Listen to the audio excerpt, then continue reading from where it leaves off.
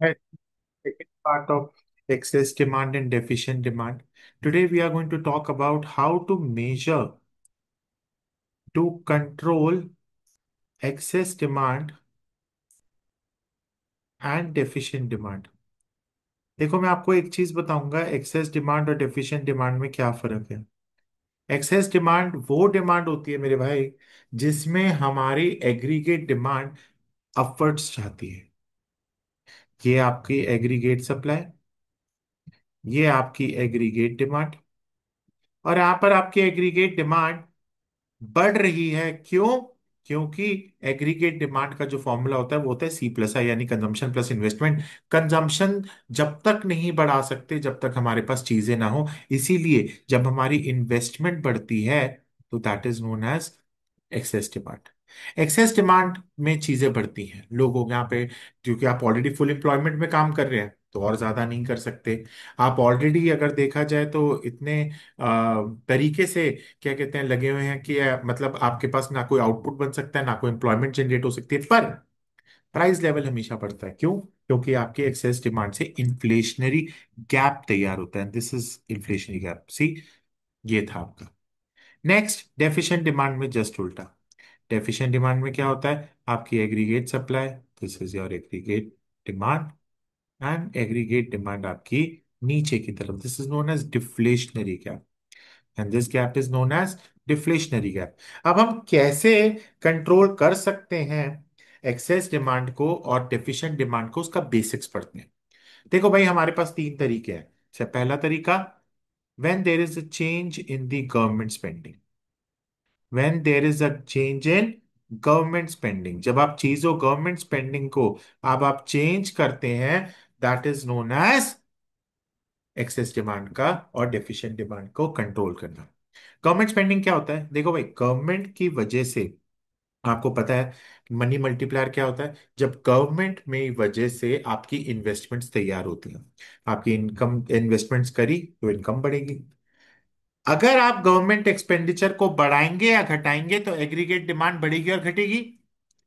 Government की वजह से ही, क्योंकि गवर्नमेंट जो है वो पब्लिक वेलफेयर के लिए काम करती है और उसकी वजह से मनी सप्लाई मार्केट में बढ़ता है। मनी सप्लाई मार्केट में बढ़ता है तो इन्फ्लेशन और डिफ्लेशन बढ़ता है, घटता है, बढ़ता है, घटता है, दोनों चीजें होती हैं।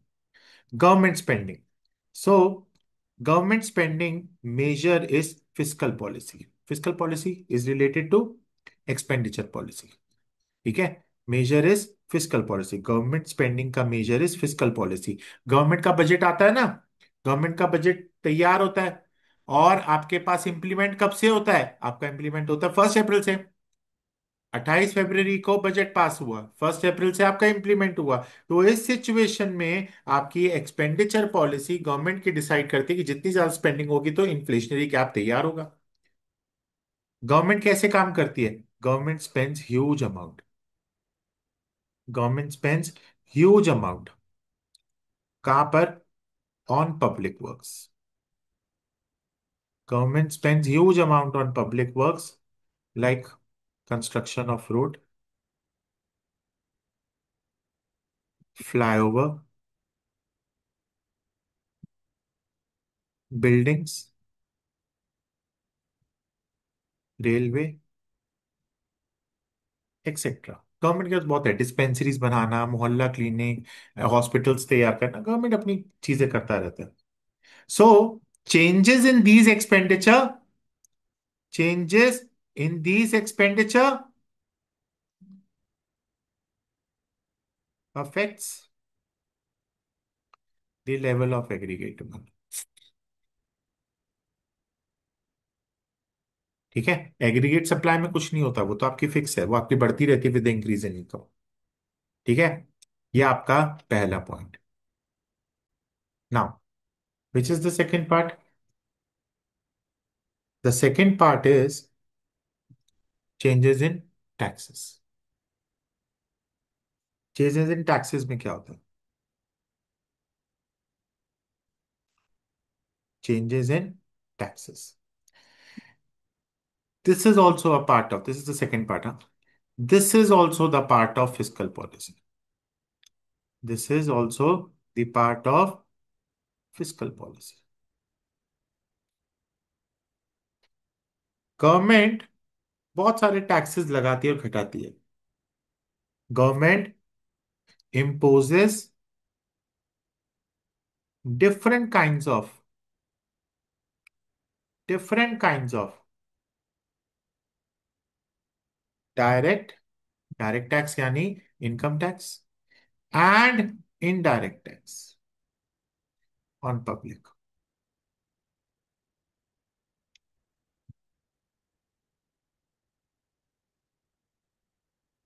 ये जो आपके टैक्सेस हैं, change in taxes, they influence the level of aggregate demand and help to control excess and deficient demand. भाई एक सिंपल सी लॉजिक समझाता हूं। लॉजिक क्या है? टैक्सेस बढ़ गए। अगर मेरी पास इनकम है 1 लाख रुपए, पहले टैक्सेस थे 10%, तो now I use to have 90,000 rupees as my income. This is my disposable income. Disposable मतलब which is left after the taxes are given. Now the taxes is 20%, income is again 1 lakh, taxes 20%, तो मेरे पास कितनी income बची? 80,000। अब यहां पर इस situation में taxes have increased, income has decreased, तो एग्रीगेट डिमांड क्या होगा? डिक्रीज। ये सारी की सारी चीजें आपकी आती हैं इसके अंदर। तीसरा मेरे पास आता है मेरी मॉनेटरी पॉलिसी। ये दोनों फिस्कल पॉलिसी का पार्ट है जो हमने किया पहला वाला। तीसरा हमारा चेंजेस इन मनी सप्लाई और अवेलेबिलिटी ऑफ क्रेडिट।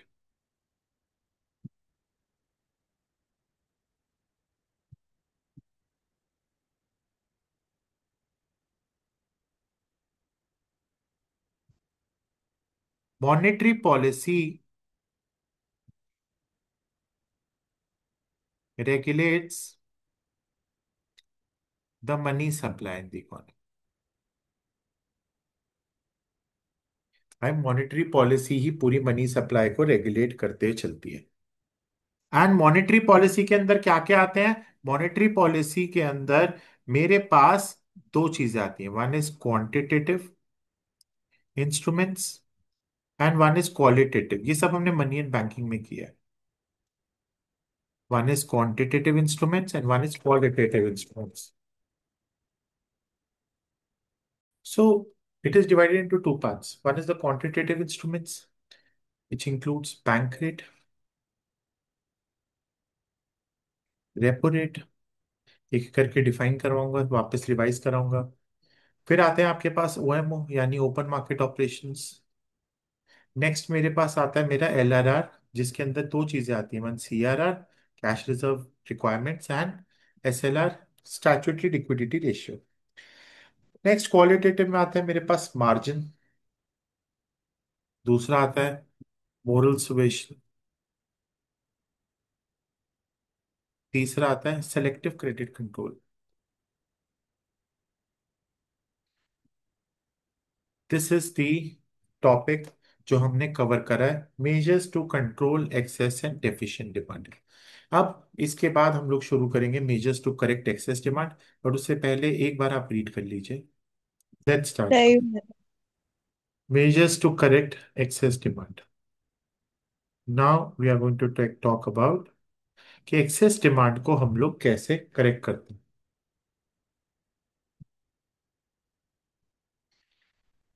सबसे पहला, एक्सेस डिमांड में आपको एक सिचुएशन देता हूं। भाई चारों की चारों तरफ 200% एम्प्लॉयमेंट तेरी प्लीज जाए।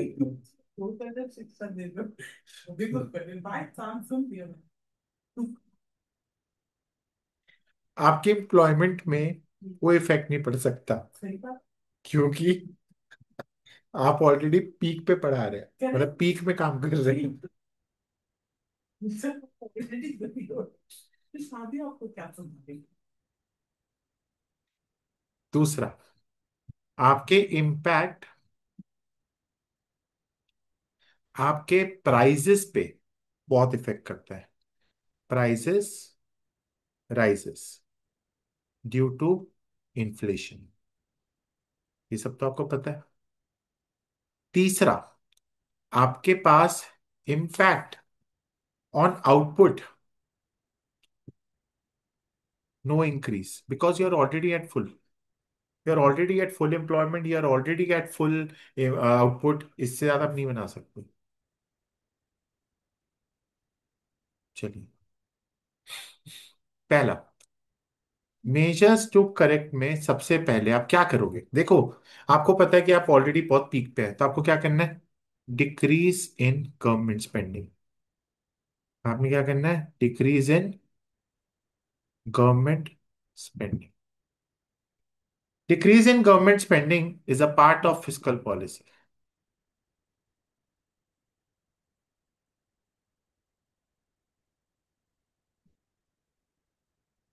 As we know that government spends huge amount on infrastructure.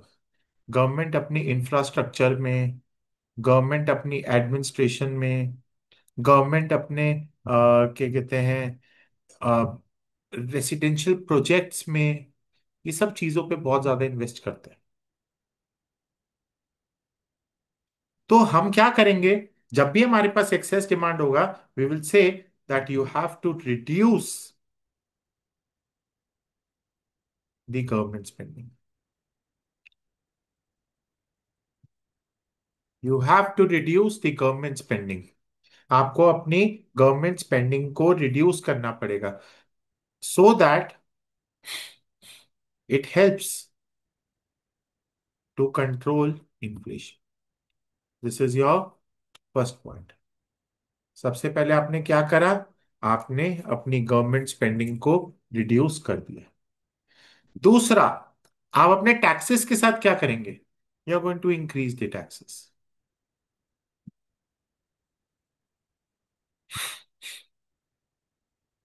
During excess demand,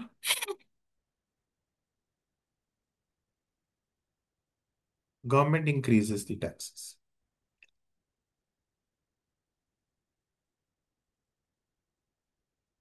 and even imposes some new ones।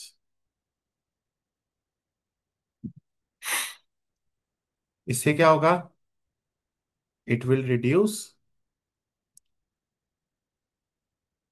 Access demand. ये साथ साथ पॉइंट लिखते रहिए प्लीज। थर्ड पॉइंट,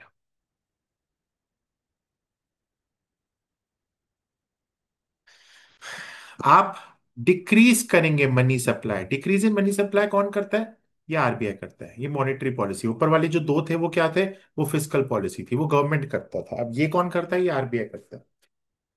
ठीक है, तो यहां पर मैंने आपको बताया था दो इंस्ट्रूमेंट्स होते हैं, एक होता है quantitative and the second is qualitative. First we are going to talk about the quantitative instruments. एक बार आप प्लीज ये पहला सेकंड वाला देख लीजिए, इंक्रीज द टैक्सेस। यहां पर गवर्नमेंट अपने टैक्सेस को बढ़ाता है and even imposes some new taxes. ठीक है, बहुत सारे टैक्सेस लगाते हैं। अभी 2000, चलो एक एग्जांपल लेता हूँ, 2016-17 में हमारे इंडिया में इन्फ्लेशन बहुत हो रहा था। तो कल्याण सेस, कृषि कल्याण सेस, ये सारे सेसेस लगाए थे, नए नए टैक्सेस लगाए थे ताकि इन्फ्लेशन कंट्रोल में रहे। अभी आप देख रहे हो कोई नए टैक्सेस नहीं आ रहे, बल्कि टैक्सेस को रिड्यूस करा जा रहा है। Next, we are going to talk about the quantitative instruments first. ठीक है, एक एक करके बात करते हैं क्वांटिटेटिव। पहले तो मैं आपको बताता हूं बैंक रेट। आप क्या करेंगे, इंक्रीज इन बैंक रेट। आप क्या करेंगे, increase in bank rate. Bank rate होता क्या है, bank rate is the rate at which central bank lends money to commercial bank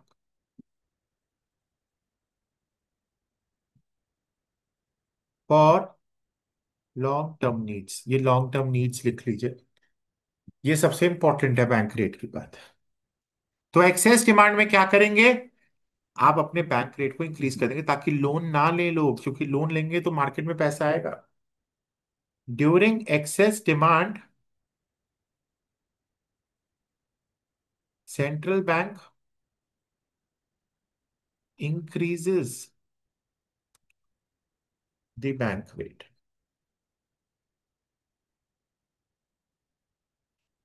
which raises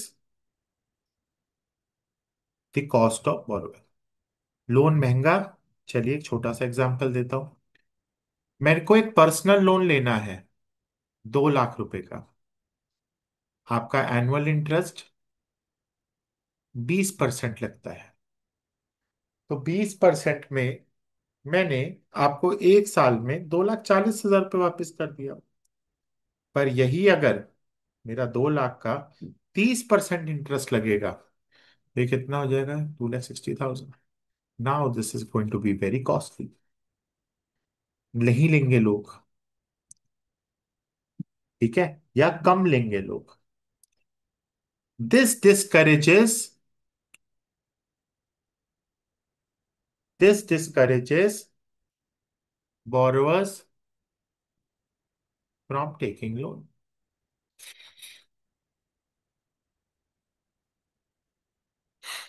पहला पॉइंट आपका bank rate. Now that is increase in repo rate. पहले फिर वही बात, definition. Repo rate is the rate, repo rate क्या होता है, it is the rate at which central bank lends money.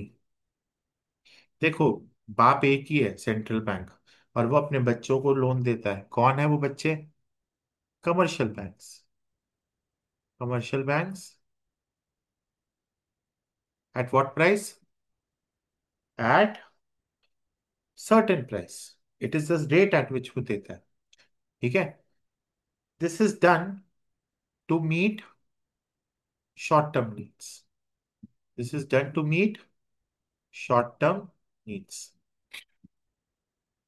फिर वही situation, during excess demand, during excess demand central bank increases the repo rate, which increases cost of borrowing।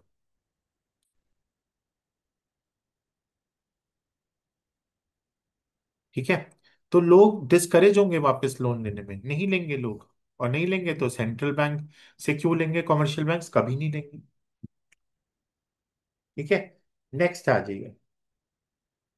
मैं आपको एक चीज और बता दूं, बैंक रेट अभी हमने ऊपर पढ़ा किसके लिए, लॉन्ग टर्म नीड्स के लिए। और रेपो रेट हमने पढ़ा, दोनों एक चीज है, बट एक लॉन्ग टर्म नीड्स के लिए, एक शॉर्ट टर्म नीड्स के लिए।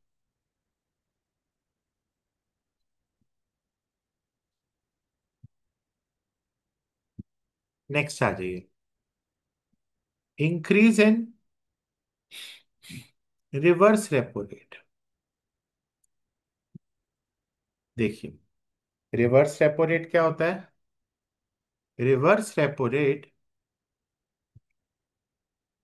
Is the rate at which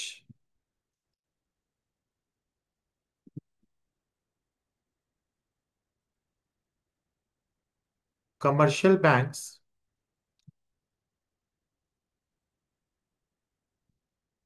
can deposit there funds with central bank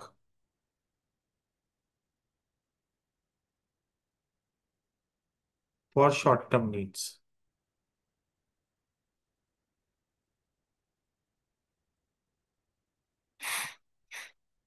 ये क्या हो गया आपका? Increase in reverse repo rate. देख भाई, कोविड 19 का एक छोटा सा एग्जांपल लेते हैं। कोविड 19 में मेरे पास बहुत सारे एक्सेस फंड आ गए, और मैंने क्या करा, मतलब बैंक्स ने क्या करा, बैंक्स ने कहा मार्केट में तो कुछ काम नहीं है, तो उन्होंने क्या करा, they have given this loan to central bank, ताकि इनके पास हमेशा कुछ ना कुछ पैसा आता रहे।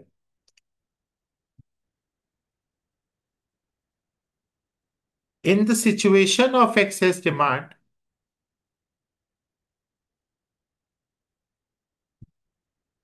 excess demand, reverse repo rate is increased so that so that it will encourage commercial banks to park their funds with central bank।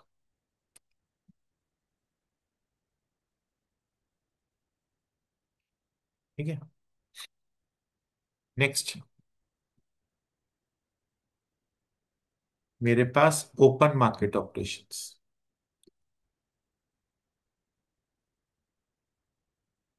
Open market operations,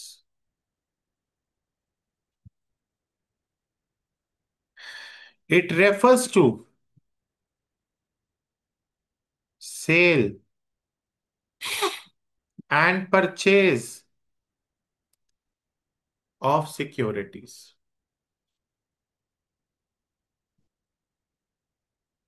in open market by central bank। ठीक है। यहाँ पे government के लिए हम लोग loans लेते हैं या सिक्योरिटी सेल करते हैं, ये सारे काम आरबीआई करता है। तो ड्यूरिंग एक्सेस डिमांड,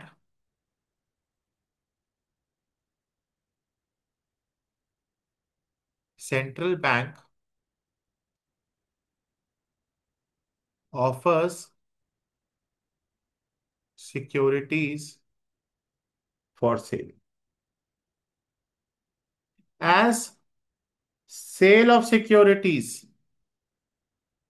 सारी सिक्योरिटीज बेच दो, reduces the reserves of commercial banks. तो कमर्शियल बैंक का सारा पैसा सेंट्रल बैंक की तरफ मूव करने लग जाए, तो यहां से लोग लोन वगैरह लेना बंद कर देते हैं। ठीक है। सेंट्रल बैंक अपनी तरफ पैसा खींचता है, तो अपनी सिक्योरिटीज बेच देता है, ताकि मार्केट में पैसा इनकी तरफ आना शुरू हो जाए। आपको एक छोटा सा एग्जांपल भी समझा देता हूं। सेंट्रल बैंक को लोन चाहिए, सेंट्रल बैंक को लोन चाहिए 1 लाख रुपए का। या एक काम करते, सेंट्रल बैंक को लोन नहीं चाहिए, सेंट्रल बैंक से लोन गवर्नमेंट ने मांगा है 1 लाख रुपए। एग्जाम्पल है। तो सेंट्रल बैंक ने क्या करा, मार्केट से पैसा खींचने के लिए सिक्योरिटीज सेल करनी शुरू कर दी, ताकि उनके पास पैसा आ जाए और वही पैसा वो गवर्नमेंट को दे दे। पर कभी कभी ये गवर्नमेंट के लिए नहीं करते, पैसा घर लेते सेंट्रल बैंक, वो इसलिए लेते हैं ताकि मार्केट में जो एक्सेस मनी है वो कंट्रोल में आ जाए। नेक्स्ट आगे चलते हैं। LRR, there is an increase in LRR। LRR के अंदर दो चीज होते हैं। If there is an increase, so commercial banks क्या होते हैं, commercial banks have to maintain certain reserves, certain reserves for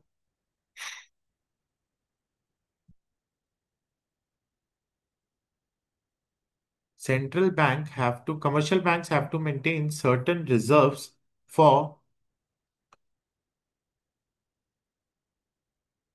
themselves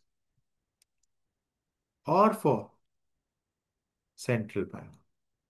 अरे भाई, जो भी डिपॉजिट्स आपके पास आए हैं, यहां पर आपको अपने रिजर्व्स बनाने होते हैं। Increase in these reserves, increase in reserves reduces the credit availability, reduces the credit availability।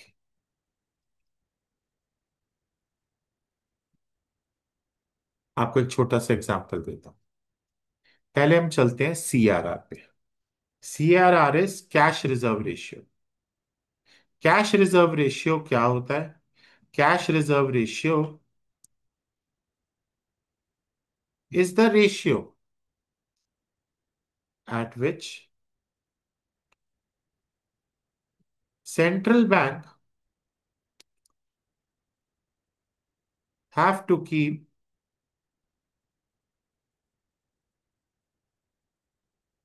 Sorry, commercial banks have to keep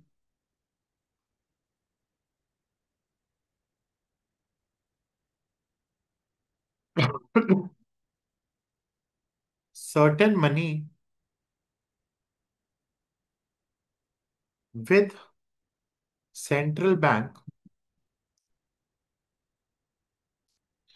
ये क्या है? कुछ पैसा आपके पास होना चाहिए। लाइक फॉर एग्जाम्पल, मैंने 1 लाख रुपए बैंक में डिपॉजिट करा। बैंक का नाम Punjab national bank. Punjab national bank RBI के पास उसमें से 4% यानी 4,000 रुपीज जमा करेगी, क्योंकि हो सकता है कि जो मेरे को कभी जरूरत हो पैसों की तो मैं निकाल सकूं। और कुछ पैसा वो अपने खुद के बैंक में रखेगी, which is known as SLR। उसको मान लेता हूं मैं 10%, तो कितना हो गया? 10,000। कितना हो गया? 14,000। बाकी 86,000 you can give it for loans. This is the concept of CRR and SLR। SLR, it is the minimum percentage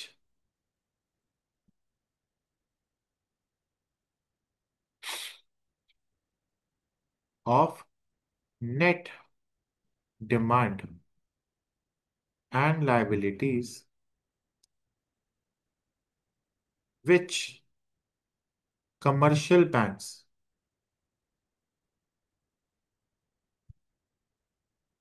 are required to maintain with themselves।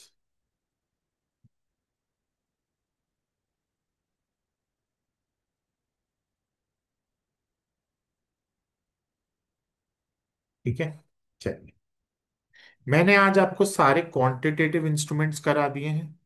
Next class में मैं आपको क्वालिटेटिव इंस्ट्रूमेंट्स करवा दूंगा, और उसके बाद हम लोग इसका डेफिशिएंट डिमांड करेंगे। ठीक है।